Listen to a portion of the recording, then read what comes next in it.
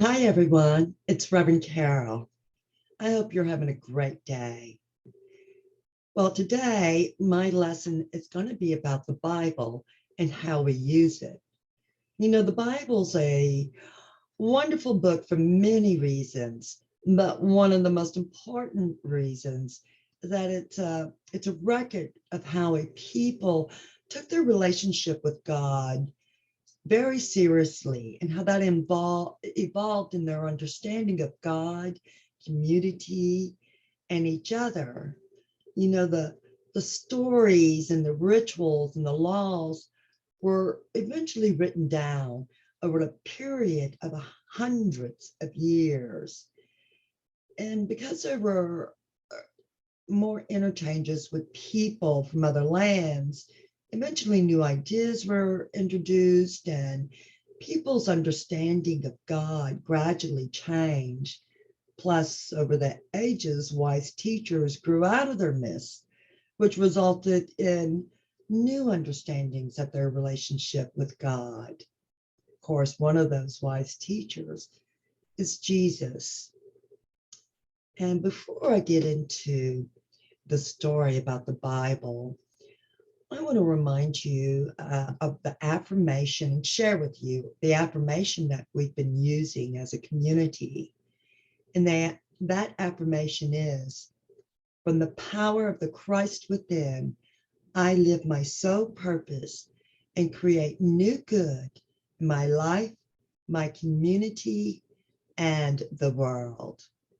I hope you're following along and sharing that affirmation with us. Now, some of the things about the Bible is that the Bible's a book of stories written in a time very, very different from our own. And it's not a book by one author, it's a collection of writings from many different people. And the identity of many of them, we don't know who they are. Also, the Bible was written in a language that doesn't even exist in the same form anymore.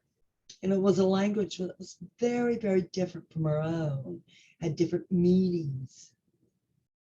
It's been translated and interpreted into many languages by people with a wide range of spiritual, intellectual, historical, and cultural understanding.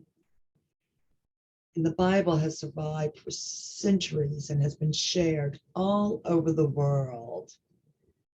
And it speaks of a relationship with the divine and an evolution of inner understanding that is universal and timeless, despite the many misunderstandings that exist around it. So, our story today is Introduction to the Bible. A long, long time ago, people lived and traveled around on foot in small groups, dragging their shelters with them. We call them tribes today. They gathered their food from plants and trees that grew naturally in the forest and the meadows. On occasion, they would chase down an animal and have meat with their wild fruits and nuts. Although these people had special wisdom about how people can live together in community, they didn't know much about the rest of the world like we do today. They believed the world was flat and not very big. And they believed there was a dome over the earth that had holes in it. And most of all, they thought there were powerful gods or a god above the dome that caused storms and lightning and floods, famine, and other scary things. Excuse me. Because they didn't know much about the universe, and they assumed that these gods were very powerful, and they believed that when the gods did these things, they must have done something wrong. And so over the eons, the wise people of the tribes would try to figure out what they had done wrong when there was a storm or a volcano eruption or anything like that.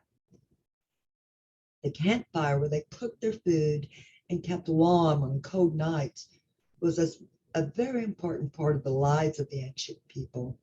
It was probably also a time for singing and dancing and maybe even laughter as they attempted to ward off any animals and scary things that might want to eat them. This was also a time where they would listen to the wise elders talk about when they would talk about how they thought the world came to be and how the God up there wanted them to live. The wise leaders were often asked why certain things happened, especially by young children, and they were expected to have an answer. One time, a little girl named Mina was sitting by the campfire next to one of the wise elders of the tribe. Everyone listened to this elder because she knew about everything and she always had the right answers. Mina was sad because her mother died after trying to give birth to a baby. The world that Mina lived in was harsh and she had seen death before, but she was very sad this time because she missed her mother. Her just her death just didn't seem to make sense to her. And so she asked the wise woman, why do people have to suffer and die? The wise woman took a deep breath and began to tell a story. She said, a long time ago, God created a man and a woman and gave them everything they needed to live abundantly: fruit on the trees, healing grasses, and plenty of fresh water. But God told them that they should not eat the fruit of a certain tree, that it was forbidden. For many, many years, these two people lived happily without pain or hunger. But one day they became curious about the fruit on the tree, and they wondered why God told them not to eat the fruit. And because it was forbidden, it looked juicier, sweeter, more beautiful than all the other fruit. And these people began to grumble. Who does God think God is? We live here. We should be able to eat what we want. So one day they picked one of the pieces of fruit off the tree and took a bite. At first it seemed as though nothing had happened, the old woman continued. The fruit wasn't very tasty and they dropped it on the ground. But suddenly there was a very loud voice. Why have you disobeyed me? The voice asked. Well, the man tried to blame the woman and the woman tried to blame the man, but they both knew they had been caught disobeying God. God seemed very sad, but then God said, because you have disobeyed me, you will have to experience death. You started as dust and you will have to return to dust. And to the woman, God said, and from now on, I will increase your suffering when you give birth to children. And that is why people die and women suffer when they have babies, the wise woman explained. Mina looked at the wise woman and she wanted to tell her that she didn't think it was fair just because somebody broke rules a long, long time ago that her mother had to die. She was young and didn't understand this was just a story that tried to explain many things that no one really understands. One of those things is that life isn't always fair, but we can learn to make the best of our situation. The story the wise woman told Mina was repeated again and again and again for many generations after that. Mina told her children, they told their children, and each time it was told, new details were added. Some things were changed, some were left out. So you see, this is just the way that ancient people tried to explain things they couldn't otherwise explain.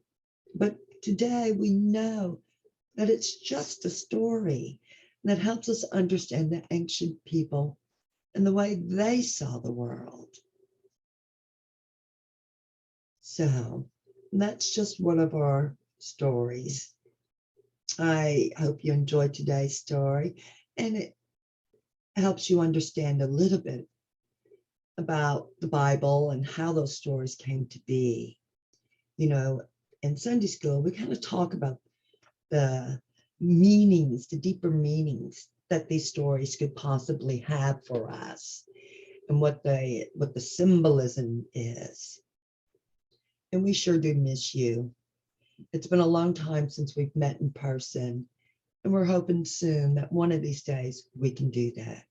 Until then, I hope you're staying safe. And before I go, I want to bless you. I bless you. I love you. I appreciate you. And I behold the Christ in you. Have a wonderful day.